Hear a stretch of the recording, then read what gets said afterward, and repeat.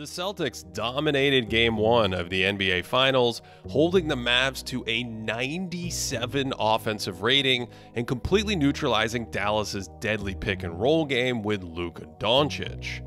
So, why did this game look so different from the Western Conference Finals, and what exactly was Boston's game plan that held Luka and the Mavs in check?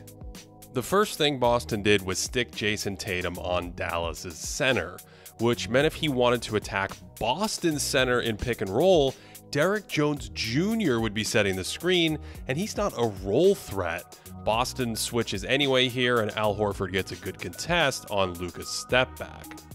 Remember, this pick and roll connection with Doncic's big men torched the Wolves in the conference finals by playing 2-on-2 in the paint, where his centers are these big vertical threats to catch lobs behind the defense.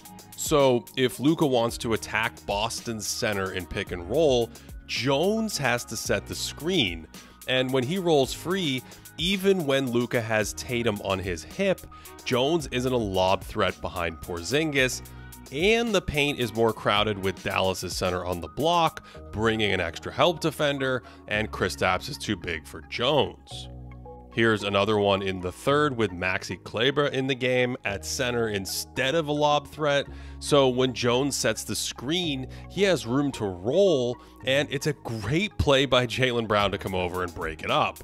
But the play is also below the rim because Jones is smaller, and then even when they have a second chance at the rim, Brown stuffs him again. Now, this isn't some one-off game plan Boston just cooked up.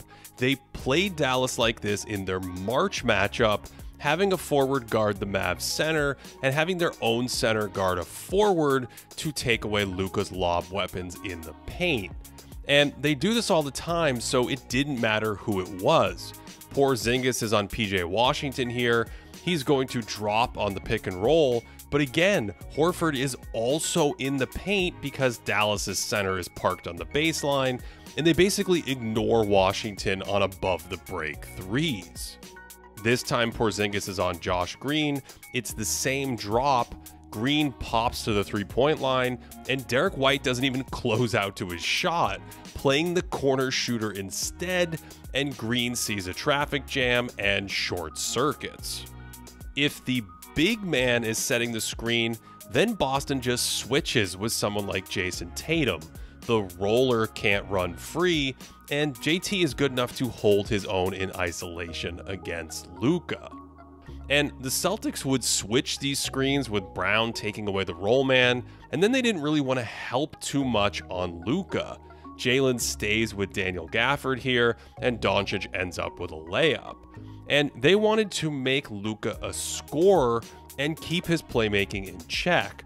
Jrue Holiday ignores Jones here to come help on the lob, so Brown probably should help, but he doesn't want to leave a lob threat, and it's a tough layup instead. The rest of the time, Boston was switching all of Luka's pick and rolls and then mostly playing him straight up. And he went after Sam Hauser twice in a row in the first quarter, and Hauser more than held his own, poking at this and forcing a turnover. And notice how far over Brown is to clog up that driving lane for Luka. So even though they weren't double teaming him, they were often shading a defender toward him. Peyton Pritchard switches this time, and Holiday just lingers right in that driving line, even with Washington one pass away, so Doncic settles for a step back instead.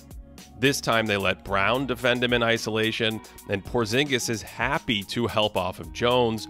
He can easily recover and contain the drive, and again, he's not a roll threat like Gafford or Derek Lively, so it's an easy Porzingis block. Here's another one isolating against Brown. Holiday steps in front to stop the drive. He sort of lingers near the free throw line, but doesn't double, and Tatum is sitting on one block because Gafford's on a shooter. Horford's on the other block guarding Jones, and it's a tough 15-footer for Luka. This time Al is on Gafford, but when he screens, Brown just avoids the switch. Horford sits on the roll threat, and Luka ends up with a tough runner. and Doncic actually had some daylight here, but Holiday lunging at the ball forces him to pick it up prematurely and shoot. They probably don't care too much about Washington shooting above the break threes, because it's the same story on this play, where Doncic is looking to pick on Pritchard. Drew is one pass away on Washington, but still jumps over to destroy the drive, and again it's a tricky mid-ranger for Luka. Later in the fourth, Pritchard was matched up with Doncic in transition, and an entire side to work with. White sees that and spontaneously doubles, and then he can stay with Luka after the pass while Boston recovers. So when they go back to that isolation, Tatum can roam off Jones, and it's a rip-through foul on Derek for having arms. Basically, by eliminating Doncic's normal pick-and-roll partners, which then changes the spacing with an extra player in the paint, and then ignoring his teammates, Luka finished with just 1 assist. That's the lowest number he's had in a full game since his rookie season. Here's that one dime of the night. So even when he had the matchup he wanted, with Lively setting the screen and Porzingis in a drop, Jones's man can help on Luka's drive. A guard is lurking to stab at the basketball, so Porzingis can sit on the lob, and this one's a foul on the pass. Here it's Horford guarding a big man, but they'll just switch the screen when he's involved, and he's so wily that he can block Luka's step back.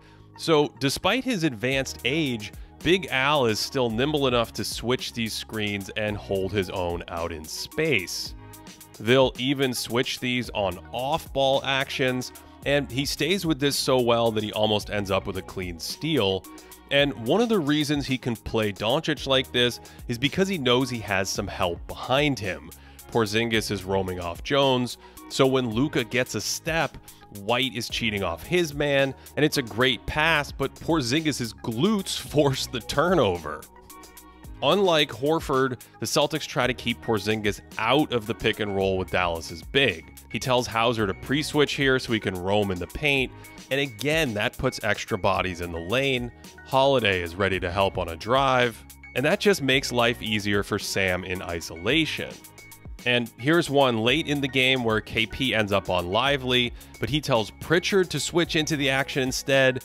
White just never leaves Doncic and picks his pocket from behind, and that leads to a run out and an easy layup.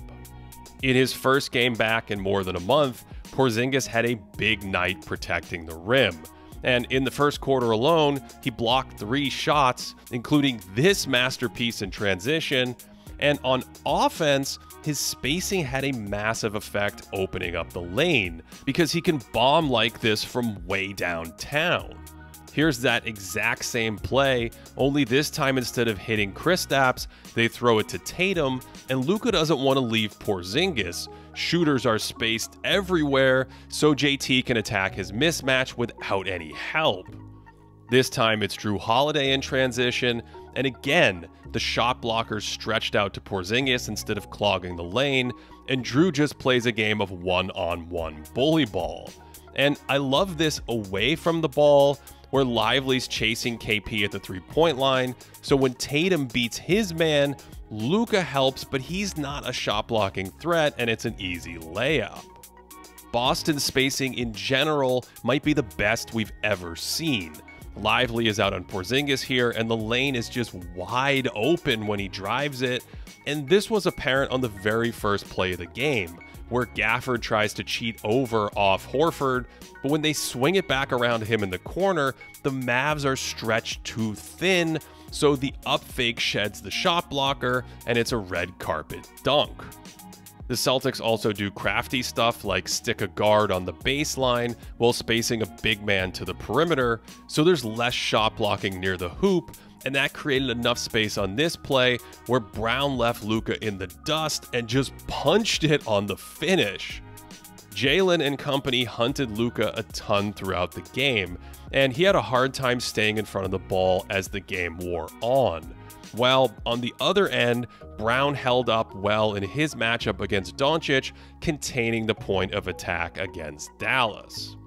the Mavs finish with just 9 assists as a team, their lowest of the year by far, and the 4th fewest in a finals game in the shot clock era. So now it's back to the drawing board for Jason Kidd and the Mavs to see what kind of answers they can come up with for this Boston machine. Because after roaring through the regular season, the Celtics are now just 3 games away from an NBA title. Hello， 大家好，我是伦伦。今天因为我女儿生病了，所以就不上字幕了。我应该没有口齿不清到不上字幕，大家听不懂我在讲什么吧？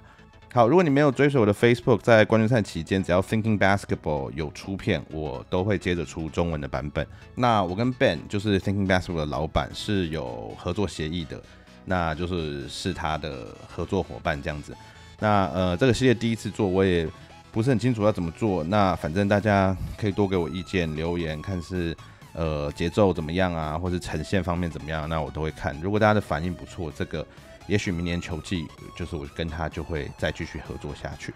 好，那我们来讲一下比赛本身哦。Ben 就是 Thinking Basketball 的老板，他的影片说的有一部分我在昨天的赛后贴文也有提到。那塞尔提克的防守策略还有强项，就是建立在他们的主力轮替球员几乎都是 interchangeable， 就是可以互相替换的。像昨天的先发5人中，大概只有 Derek White 受限于身高，没办法从1号数到5号。那其他像Tatum 啊、Brown 啊、Holiday、Horford 都是可以全守，所以他们可以任意换防而不造成错位。那因为他们可以任意换防，就减少 Luka 在接获挡拆时利用掩护到的那一瞬间创造出来的空间跟时间。那塞尔提克主力轮替阵容里面唯一一个不能守到外面的 Porzingis， 他有顶级的护框能力。那就如 Ben 所说的，塞尔提克也利用提前换防的策略把它藏在禁区，就昨天就没有面对到这个问题。那昨天我有看到一些说法说，独行侠的角色球员打太烂，但是我是持反对意见。独行侠的其他球员的能力本来就是这样，他们各自有擅长的事情，但是都没有持球进攻能力。他们本来就是要靠卢卡串联起全队。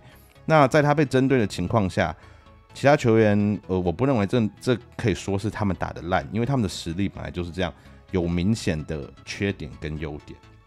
所以我是不认同说独行侠的角色球员打太烂。真的要说打得烂，或者应该说必须挺身而出，独行侠才能有机会赢的。其实我认为是 Kyrie。那身为独行侠唯2有自主进攻能力的球员Kyrie 昨天打得非常的差，19投6中，只有12分，而且3分球5投全部都没进。而且昨天塞尔提克大部分时间都是对他单防他并不是像卢卡那样被针对。这个系列赛如果他没有办法有比平常更好的发挥，我觉得很快就会结束了，因为塞尔提克的防守能力大家在影片中都看到了。如果你只有卢卡一个进攻点，结果就会像昨天那样，你断他的组织，全队就都断了，可能就只剩下他偶尔的单打。所以 Kyrie 一定要能把握对方投入全部资源，再断卢卡的组织，让塞尔提克分一些资源跟精力在阻止他身上，这样卢卡才有机会串联起全队，独行侠也才有机会胜出。好，今天影片就到这边，大家记得可以留言给我建议，看呈现方面或者是什么节奏方面有什么意见，这样子我之后的影片可以改进。那 Ben 是说他会尽量在每场比赛的隔天出片，那隔天是我们的凌晨，所以对我们来说大概是比赛的隔天晚上，我会尽量在比赛的隔天晚上出片，但是也不一定有时候要看他什么时候出呢。好，那如果不想错过，就记得可以订阅跟按下小铃铛，怎么样？这样是不是比记得点赞、订阅跟分享好多了？好，感谢今天的收看，我们下次见，拜拜。